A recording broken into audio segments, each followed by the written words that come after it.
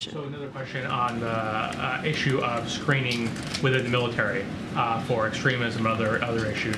Is the White House satisfied that the Pentagon is doing a good enough job screening for these kinds of issues, given what we're seeing come out of the classified leaker case? The President has confidence in the Department of Defense, so yes. Even that things are making it through the cracks? Look, as we know, there is a DOJ investigation that's looking into it as you're speaking to leaks, so certainly don't want to get ahead of that. They're going to do their investigation, and they're going to do what is needed moving forward. But again, the President has confidence in the Department of Defense. Last thing, the administration announced new centers to process migrants in Colombia and Guatemala. Can the administration promise that these centers will uphold all humanitarian obligations and access to legal counsel for people who are seeking asylum in the United States? So as you all know, the Department of State, the State Department, and also DHS made an announcement, had a press conference earlier today. It's on YouTube. It was live stream.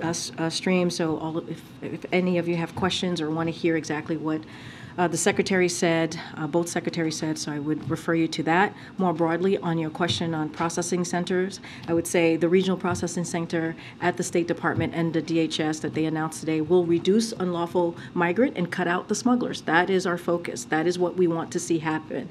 They reflect the President's approach on immigration, which is working closely with our partners to manage the challenge that we're seeing seeing together, not just us. We're seeing this in the Western Hemisphere, as we have talked about. These centers will be opening up in several countries, including Colombia and Guatemala, as you just mentioned, Chris. We expect to announce additional countries soon. It's all part of our approach to direct people to legal pathways from where they are rather than seeking generous, disorderly pathways. We have been very clear. We are going to put forth an immigration process that is humane, that is orderly.